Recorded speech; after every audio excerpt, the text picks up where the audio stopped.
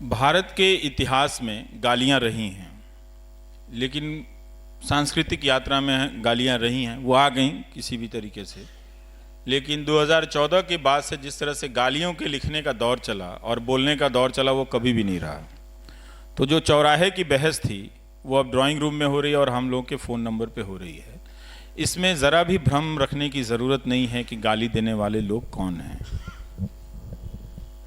अगर उनको मेरी निष्पक्षता को लेकर चिंता हो रही होती तो ट्रोल मैं नहीं हो रहा होता, बाकी 50 एंकर हो रहे होते। तो उनको मेरी निष्पक्षता की चिंता नहीं है। उनको चिंता यह है कि जब हमने सबको खत्म कर दिया तो ये कैसे बचा रह गया है। तो वो हताश हैं।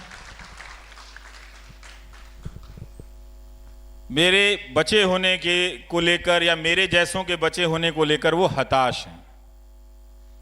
तो वो गालियां देते हैं, ट्रोल करते हैं। अगर मैं कहूं कि इसका कोई भी असर नहीं होता है तो ये ठीक बात नहीं होगी।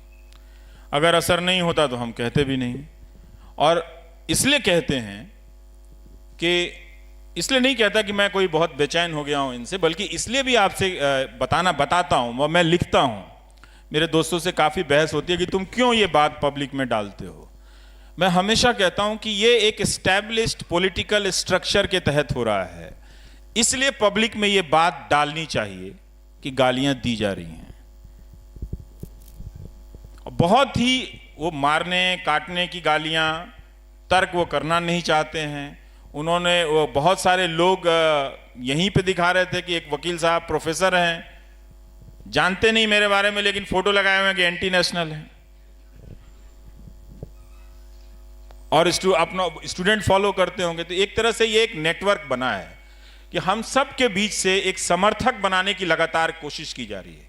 जैसे ही आप दर्शक, नागरिक से दर्शक बनते हैं और दर्शक से लॉयल दर्शक बनते हैं, और फिर दर्शक से जैसे ही आप समर्थक में बदलते हैं, फिर आपको सवाल से का कोई मतलब नहीं रह जाता। फिर आप उस पार्टी के लिए झंडा उठा लेते हैं। और यही प्रक्रिया वो ज़्यादा से ज़्यादा वो करने की कोशिश कर रहे हैं। तो खूब गालियां पड़ती हैं, धमकियां पड़ती हैं, इससे ज़िंदगी पर असर पड़ा है। अच्छी बात ये हुई कि घर में बंद रहने के कारण मैं ज़्यादा लिखने लगा हूं, तो 25,000 शेयर हुआ ना। हाँ, मैंने पूछा ना कि जब न्यूज़ चैनल युद्ध का मंच सजा रहे थे तो आप गांधी जी के नाम पर शांति पुरस्कार लेने चले गए। तो मैं बैठ के पढ़ता रहता हूँ, लिखता रहता हूँ, तो ये अच्छी चीज़ें हुई हैं। परिवार के लोगों पे भी असर तो पड़ता ही है कि जब हम परेशान रहते हैं तो ज़रूर हमारे दोस्तों पे भी असर पड़ता है। और हम कोई लोहे के नहीं बने हुए हैं, डर हमको भी लगता है। और जिसको भी डर नहीं लगता उससे थोड़ा सा बचिए, उससे दूर रहिए। जो भी बात बात पे सीना खोल ले, सीना दिखा दे, दूर रहिए। ऐसे बहादुरी नहीं होती है। हर दिन अपने डर को जीतना ही बहादुरी है। हर दिन अपने आप को बहादुर घोषित करना बहादुरी नहीं है।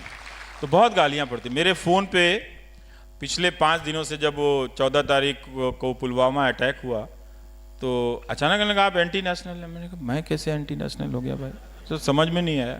तो वो कोई अवार्ड सेरेमनी था, उसमें मैं कुछ बोल आया न्यूज़ चैनलों को, तो उन्होंने उसके बाद से भयानक ट्रोलिंग शुरू हुई।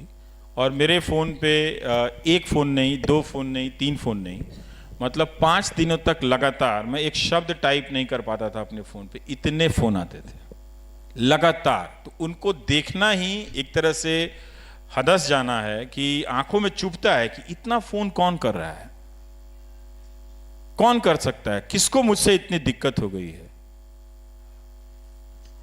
भाई जब आपको 15 लाख नहीं मिले उनसे तो दिक्कत नहीं हुई, हमने तो ऐसा कहा भी नहीं था कुछ, आप मुझे ट्रोल कर रहे हैं।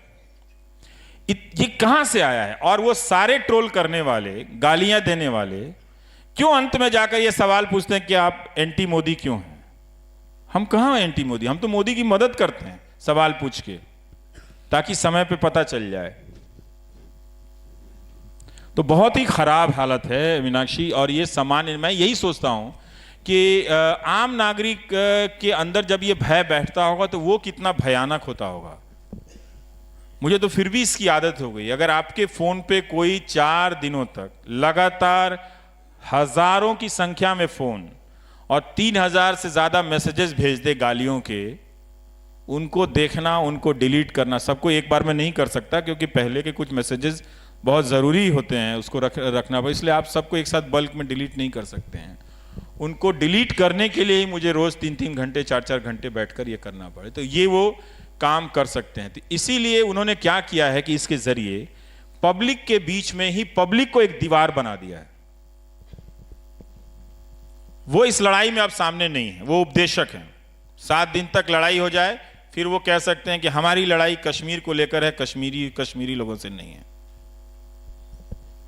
वो कह सकते हैं, क्योंकि उनको बहुत सारी रैलियां करनी होती तो कुछ ना कुछ कहना है तो कहीं ना कहीं कुछ कह देते हैं वो। तो ये एक व्यवस्था बनी है जिसको उन्होंने लेजिटिमाइज किया, या उनकी पार्टी की पॉलिटिक्स ने लेजिटिमाइज किया है। ये अब 5 साल के बाद अगर आप नहीं देख पाएंगे तो कब देख पाएंगे? ज्यादातर ट्रोल करने वालों को वो क्यों फॉलो करते हुए नजर आते हैं? और वही सिर्फ ट्रोलिंग की बात नहीं है, उनके पार्टी के जो नेता हैं, जो आईटी सेल के जो व्हाट्सएप ग्रुप में जो मैसेजेस चलते हैं, सबकी भाषा एंकर से लेके वहां तक एक हो गई है और वो सब एक दिशा में जाती हुई दिख रही है। तो हम लोग सोशल साइंटिस्ट भी हो गए हैं, देखते देखते तो समझ में तो आती है ना बात की ये बात आ कहां से रही है और जा कहां से रही है। तो बहुत खराब है, इसको रोज झेलना, गालियां बच्चों के बारे में, परिवार के बारे में झेलना। हम सब अपनी माँ को बहुत प्यार करते हैं, सिर्फ उन्हीं की माँ नहीं है कि जो जाके बैंक में लाइन लगा के फ़ोटो खिंचवा लें। मेरी भी माँ है और मैं भी अपनी माँ की बड़ी इज्जत करता हूँ। न्यूज़ रूम की आप आलोचना करते रहे हैं, पर मीडिया का जो एक तबका है जो जिस तरीके की हरकतें कर रहा है सब वाकिफ हैं। नहीं, वो एक तबका नहीं है, वो बड़ा तबका है। जी, बहुत 900 चैनल हैं इस देश में। हम तो 2 ही 4 चैनल को जानते हैं, पर ये काम कई 100 चैनलों से हो रहा है। पर मीडिया में खुद को इवैल्यूएट करने की, अपना खुद का आकलन करने की कोई ऐसी रिवाज नहीं रही है। ऐसे में आप किसी कॉन्क्लेव में जाते हैं, किसी संगोष्ठी में जाते हैं, वहाँ बड़ी नैतिकता की बातें होती है। वही संपादक जो न्यूज रूम में ऊप्स मूवमेंट और तैमूर डेस्क बनवा रहे हैं, ऐसे लोगों से मैं थोड़ा दूर रहने लगा हूँ आजकल। जी, मेरा सवाल यही है कि ये जो नैतिकता है, ये जो आदर्श है, सिर्फ संगोष्ठियों और कॉन्क्लेव में क्यों है, न्यूज रूम में क्यों नहीं है? नहीं रहेगा, क्योंकि यही तो, अगर वो उन्हें पता है कि वो न्यूज़ रूम में कुछ बातें कहनी है, सबके पास एक भीड़ है ना, तो उनके भी कार्ड बढ़ जाते हैं, लोग आ जाते हैं, तो वो सोचते हैं वो जो बोल रहे हैं वो सत्य बोल रहे हैं। लेकिन अपना इवैल्यूएशन ही नहीं होगा। ये जो देखिए आप हिंदी के अखबारों के संपादकों का हाल देख लीजिए। हम न्यूज़ एंकरों की तो आलोचना होती है, उनके एडिटोरियल देखिए कितने खराब हो गए हैं। और यही नहीं, कैसे पत्रकारिता को ख़त्म किया जा रहा है। मैं एक हिंदुस्तान अखबार देख रहा था कि 80-85 खबरों में कोई मुश्किल से 10-12 बाईलाइन भी नहीं है, जबकि वो बहुत बड़ा अखबार है। कुछ अखबारों में संपादकीय भी आना बंद हो चुके हैं। तो कैसे लिखेंगे? नाम से तो लिखने से अच्छा है, झमेला लेने से तो नहीं। आज छपते हैं वैसे, लेकिन वो पत्रकारों के नाम तक नहीं है। तो जर्नलिस्ट को भी फेसलेस बनाना है और जो न्यूज़ रिपोर्ट है उसको भी इंफॉर्मेशन लेस बनाना है। अभी तक जो आप अखबार पढ़ते हैं, अखबार पढ़ने से पढ़ना नहीं आ जाता है। ज़रा ध्यान से एक एक न्यूज़ आइटम को पढ़िए, तब आपको ये खेल पता चलेगा। ये मेरा मसला नहीं है, ना तो ये आरफा खानम शेरवानी का मसला है, ये इंस्टीट्यूशनल मामला है। और व्यक्तियों का, 2-4 व्यक्तियों का होना भी बहुत दुखद है। क्यों 2-4 व्यक्ति होने चाहिए जो अपने व्यक्तिगत तौर पे कर रहे हैं, या क्यों 2-4 वेबसाइट होनी चाहिए? 900 न्यूज़ चैनल हैं। आज आप एक भी न्यूज़ चैनल का नाम नहीं ले सकते कि ये जर्नलिज्म कर रहा है। तो काहे के लिए आपके घर में है? तो अंदर नहीं है। जो हमारे प्रेस की जो बॉडीज हैं, जो बनी हुई हैं संस्थाएं हैं, वो बहुत काम की नहीं हैं, बहुत काम की नहीं है। उनमें भी वही सब लोग हैं, और जो लोग भी होंगे तो क्या कर लेंगे? वो एक निंदा कर देते हैं, कंडेम कर देते हैं, वो ट्विटर पे आ जाता है, वो चलता फिरता कहीं गायब हो जाता है। लेकिन स्थितियां वैसे ही बनी रहती हैं। उनके ये कह देने से कि बरखा दत्त को, रोहिणी सिंह को, आरफा खानम को, मुझे अभिसार को ट्रोल किया जा रहा है, ये ठीक नहीं, हम इसका विरोध करते हैं, कोई फर्क नहीं पड़ रहा है। क्योंकि फर्क आपको नहीं पड़ रहा है, लोगों को फर्क नहीं पड़ रहा है।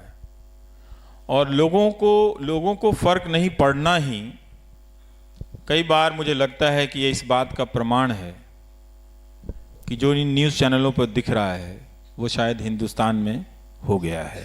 भारतीयों को यथास्थितिवादी कहा जाता था और ये सब दिखाई पड़ रहा है कि वो यथास्थिति में खुश हैं। अजीब तरह का मतलब ये स्टेटस को तो नहीं है, क्योंकि जो हमने बुनियाद कायम की थी उसका रेफरेंस पॉइंट बदला, उसको पूरा ध्वस्त किया इन चैनलों ने। अब आप देखिए कि वो कहाँ से कोई सवाल पूछ रहे हैं, है ना। तो अगर आप देखें तो ये एक पुराना स्टेटस को जो था वो ध्वस्त हो गया है। एक नई चीज़ इन्होंने बनाई तो ज़रूर है, और जिसमें जो अमर्यादा है, जो अनैतिकता है, उसको प्रतिष्ठित किया है। जो पहले से चली आ रही थी उसको स्थापित किया है, प्रतिष्ठापित किया है। तो जो अमर्यादाएं हैं, जो अनैतिकताएं हैं, उनको नैतिक बनाया है, उनको मर्यादित किया है। ये काम तो इन्होंने किया ही है कि अब आप चैनलों पर आकर देखिए, एक चैनल पे मैं देख रहा था कि 2 आर्मी के सज्जन रिटायर्ड जानकार बैठे हैं और बगल में एक प्रवक्ता कह रहा तेरा नेता लुच्चा है, तेरा नेता लुच्चा है, और ये लुच्चा है, वो लुच्चा चल रहा था उसमें।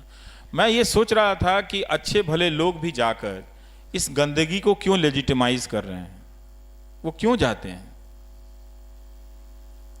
हिंदुस्तान की आर्मी जेंटलमैन आर्मी कही जाती है, वो क्यों ऐसे एंकरों के बगल में बैठते हैं। क्या उनको भी लगने लगा है कि देश में उनसे ज्यादा ये नेशनलिस्ट, ये न्यूज एंकर हो गया है। उनको देखना चाहिए कि किस तरह से वहां पर नचवाया जा रहा है, गालियां दी जा रही हैं। हमारे जो रिटायर्ड सोल्जर हैं, बड़ा रिस्पेक्ट है उनके लिए, उनके नॉलेज के लिए। वहाँ वो कुछ भी इस्तेमाल नहीं होता, सिर्फ उनके प्रेजेंस को लेकर ये न्यूज़ चैनल अपने आप को लेजिटिमाइज करते हैं, अपने एजेंडा को, कि हमारे साथ आर्मी के ऑफिसर बैठे हैं। और वो दूसरों को पूछता है कि तेंदुलकर या कोई नसीरुद्दीन शाह एंटी नेशनल है। मैं इन सेना के बेहतरीन अफसरों से गुजारिश करता हूँ कि आप प्लीज़, आप हमारे लोकतंत्र के सबसे मजबूत प्रहरी हैं, आप अपने अनुभव और ज्ञान का इस्तेमाल इन बंदरों के जरिए लोकतंत्र के खात्मे में साथ मत दीजिए। वरना 10 साल बाद जब कोई YouTube में जाकर देखेगा तो आप नजर आएंगे कि आप वहां पर बैठे हुए थे, क्योंकि वो ये नहीं बोल पाते कि तुम कैसे बोल सकते हो। मैं हूं, मैं जानता हूं, मैं आर्मी मैन हूं, मैं जानता हूं जान की कीमत क्या होती है, शहादत की कीमत क्या होती है। जब गोली चलती है तो हमारे घरों के भीतर कितनी गोलियां चलती हैं। तो हमारे जेंटलमैन आर्मी के जो जितने भी रिटायर्ड अफसरान हैं, उनको ये बात समझना चाहिए कि एंकर उनकी मौजूदगी का इस्तेमाल कर रहे हैं। प्लीज़ वो ऐसा ना होने दें। उनका नॉलेज बहुत कीमती है, बहुत ज़रूरी है कि डिफेंस के स्ट्रेटजी को हम पब्लिक के तौर पे समझने के लिए, उनके अनुभवों को जानने के लिए, वो हमारे लिए बहुत ही ज़रूरी लोग हैं। लेकिन उनको बिठाकर भाषा की मर्यादा टूटे, जो खुद उन्होंने अपनी ज़िंदगी में नहीं की, अपनी कमांड के यूनिट में कभी नहीं होने दिया, और अब जाकर एक शाम बिताने के लिए आप बैठे हैं जहां पर उस तरह का प्रोपेगेंडा एजेंडा चल रहा है। आपने जिस सेना को लीड किया उसमें कभी भी आपके दिमाग में ये बात नहीं आई, ना आने दिया आपने कि हम हिंदू मुसलमान अलग हैं, और इन चैनलों पर सारा एजेंडा चल रहा है और आप बैठे हुए नजर आ रहे हैं। मत आइए। अगर सेना से रिटायर हो गए हैं तो इन न्यूज़ चैनलों से भी रिटायर हो जाइए, छोड़ दीजिए इनको छोड़िए आप। हमारे पास यही एक लोकतांत्रिक तरीका बचा है कि आप इनको छोड़ दीजिए, वरना ये हम सबको छोड़ने लायक नहीं छोड़ेंगे ये लोग। हम सब इसी सड़क पे कहीं घेर के मार देगा, कोई आपको मार देगा, कोई सुबोध सिंह को मार देगा, कोई अखलाक को मार देगा। मरेंगे वो सब जो चुप हैं।